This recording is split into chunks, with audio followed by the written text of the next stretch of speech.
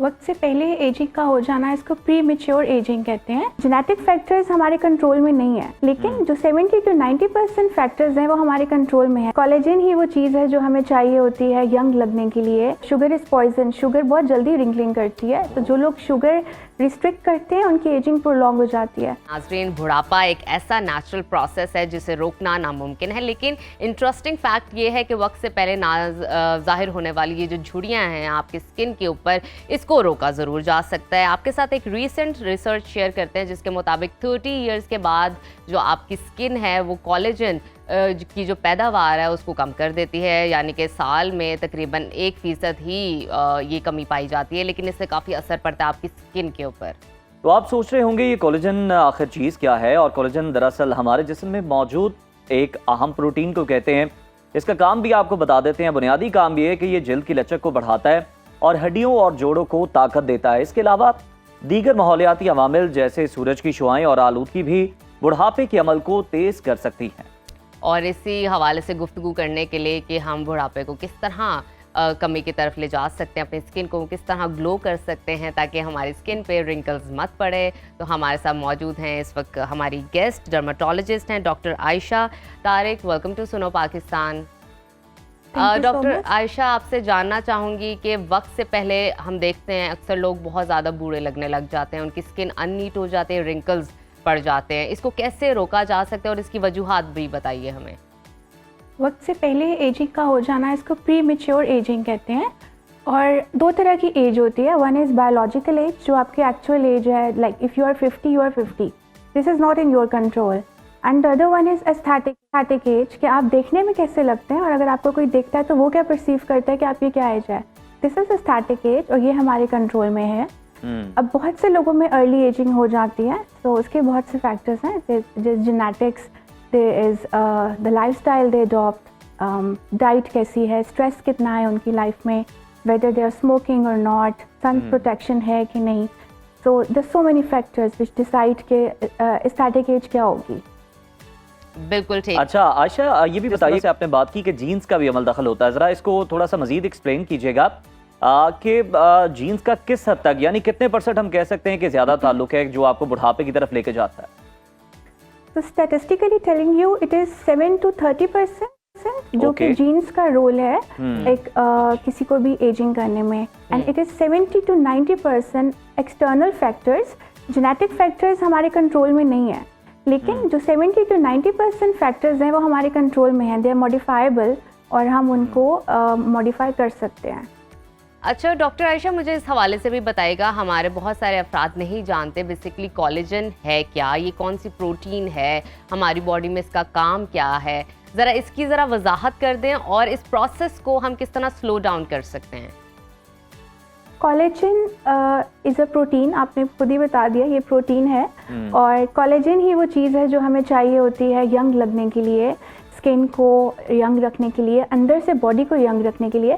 So let's talk about skin. तो skin is a reflection of whatever is going on inside your body. Skin लेकिन सामने होती है, बाल सामने होते हैं, ये नज़र आ जाते हैं, रिंकलिंग नज़र आ जाती है, गिरते हुए बाल नज़र आ जाते हैं, लेकिन यही सब कुछ आपकी बॉडी के अंदर भी हो रहा होता है। आपके कार्डियोवैस्कुलर डैमेजिंग हो रही होती है with as.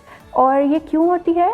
In different reasons in males and females. Males में there is a hormone testosterone जो कि with age after 30 years decline करता है, लेकिन उसका जो डिक्लाइन रेट है वो स्लो है as compared to the oestrogen which is a female happy hormone. हाँ, तभी हम देखते हैं कि खवातीन जो हैं ज़्यादा जल्दी बुढ़ापे का शिकार हो जाती है। कहा तो वैसे ये जाता है कि मसाइल का शिकार काफ़ी होते, काफ़ी स्ट्रेस दिया जाता है, लेकिन आपने बिल्कुल ठीक कहा, हार्मोन्स काफ़ी इस चीज़ पर इम्पैक्ट क्रिएट करते हैं। जी, तो फीमेल्स में 30 इयर्स के बाद कोलेजन डिप्लीट करता है बिकॉज ईस्ट्रोजन डिप्लीट कर रहा होता है।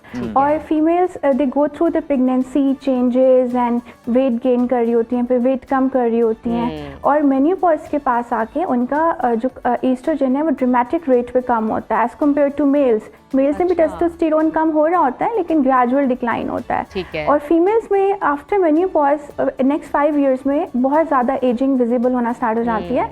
तो 30 इयर्स पे जब इनका ईस्ट्रोजन डिप्लीट कर रहा होता है, उसकी वजह से कोलेजन डिप्लीट कर रहा होता है, तो they are ways, there treatments जिसमें हार्मोनल रिप्लेसमेंट थेरेपीज और इस तरह की चीज़ें और एंटी एजिंग ट्रीटमेंट्स किए जा सकते हैं. Not to stop the ageing, we can not stop ageing, but to prolong ageing and to gracefully age. अच्छा डॉक्टर आयशा, ये भी बताइएगा वो वैसे कौन सी आम गलती हैं जो लोग जिल्द के हवाले से करते हैं और जिनकी वजह से जिल्द वक्त से पहले ही बूढ़ी लगना शुरू हो जाती है?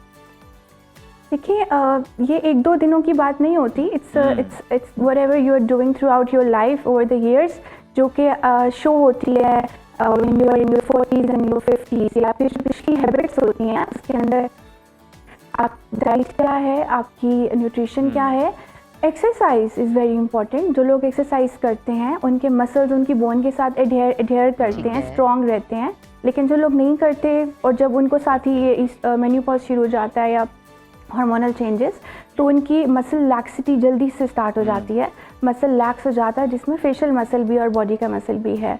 और इसके अलावा जो लोग कॉमन मिस्टेक्स करते हैं उन लोगों को चाहिए कि all prevention is better than cure, we all know. बजाय इसके कि आप वेट करें कि आपकी एजिंग हो और फिर आप एंटी एजिंग प्रोसीजर्स और ट्रीटमेंट्स कराएं. इट्स गुड कि आप ऐसे मेजरमेंट्स करें, जैसे कि बहुत ही सिंपल सी चीज़ है सन ब्लॉक का इस्तेमाल. अगर हम स्किन की बात करें, अगर आप बचपन से ही सन ब्लॉक का यूज़ करें और आप अच्छी डाइट रखें और आप सप्लीमेंट्स का यूज़ करें और स्ट्रेस का इसमें बहुत ज़्यादा रोल होता है. अच्छा डॉक्टर आयशा, अभी आप डाइट की बात कर रही थी, सन ब्लॉक की बात कर रही थी. मुझे ये बताइए कि किस तरह की डाइट हमें लेनी चाहिए ताकि हम अर्ली एजिंग से बच सकें. और सन ब्लॉक की जहाँ तक आप बात कर रही हैं, तो कब से आपको स्टार्ट कर देना चाहिए लगाना, अप्लाई करना? 17 एज से, 18 से, एज के हवाले से बताइएगा.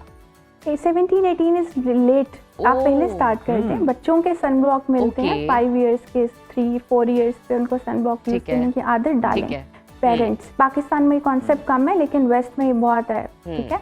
और डाइट में ऐसी डाइट जो कोलेजन रिच है और विटामिन सी रिच है और इसमें एंटीऑक्सीडेंट्स हैं, वो कोलेजन बिल्ड करते हैं और फ्री रेडिकल्स को किल करते हैं. उसमें if I talk about skin and collagen, तो उसमें प्रोटीन्स का intake, egg whites are good, उसमें ग्लाइसिन है, प्रोलीन है, and foods which are packed with vitamin C like strawberries and berries.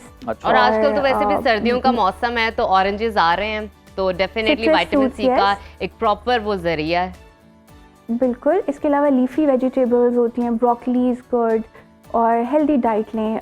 Refined sugar, processed food, can food, junk food और specially sugar is poison. Sugar बहुत जल्दी wrinkling करती है, तो जो लोग शुगर रिस्ट्रिक्ट करते हैं उनकी एजिंग प्रोलॉन्ग हो जाती है.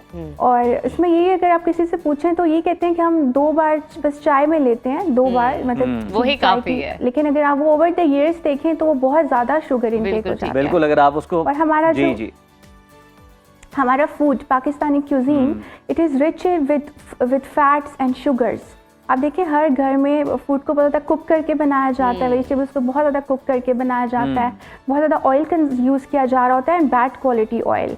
ऑयल में भी दे आर गुड ऑप्शंस, ठीक है, जो आपकी स्किन के लिए अच्छे हैं, आपके HDL को ज़्यादा करते हैं और बैड कोलेस्ट्रॉल LDL को कम करते हैं. अच्छा डॉक्टर आयशा, ये बताइएगा लास्टली कि मतलब एक सवाल लोगों के जहन में भी पैदा होता है कि जिस तरह से ये हमने भी बताया अपने इब्तिदाइये में कि कोलेजन जो है ये कम होता है धूप में ज़्यादा निकलने से भी, लेकिन हम देखते हैं कि दूसरी जानिब ये भी कहा जाता है कि विटामिन डी भी तो आपने लेना है, धूप भी आपके लिए ज़रूरी है. तो ऐसे में लोग जो है ना कंफ्यूज हो जाते हैं, क्या करना चाहिए? देखिए हम जब नॉर्मल रूटीन में हम बाहर निकलते हैं तो उसमें इनफ धूप होती है जिससे हमें विटामिन डी, उसमें you don't need to sit in the sun और अपने आप को एक्सपोज करके कि विटामिन डी मिल रहा है. और विटामिन डी सप्लीमेंट्स भी होते हैं, तो ये चीज़ें काउंटर बैलेंस करनी होती हैं. बिल्कुल ठीक. सही. बहुत शुक्रिया डॉक्टर आयशा, आपसे बात करके बड़ा अच्छा लगा और आपने काफ़ी इन्फॉर्मेशन से आगाह किया कि किस तरह हम अपनी स्किन को प्रोटेक्ट और ये बड़ा अहम प्रोटीन है जिसके बारे में आ रहा है. और डॉक्टर आयशा ने भी बड़े बखूबी तरीके से हमें बताया कि इसको बढ़ा किस तरह से सकते हैं. मतलब आप एग वाइट्स लें, कौन सी डाइट है. इसके अलावा मार्केट में बहुत सारे सप्लीमेंट्स हैं, लेकिन ज़रूरी ये है कि आप किसी से कंसल्ट करके उनका इस्तेमाल करें. बिल्कुल. तो ऐसा ही है नाज़रीन, आपने देखा कि अब आपको किसी भी तरह की दिक्कत नहीं होगी. अगर आप यंग दिखना चाहते हैं तो काफी अरसे तक आप यंग दिख सकते हैं. और सबसे इम्पोर्टेंट, चीनी का इस्तेमाल जिंदगी से निकालें. एग्जैक्टली.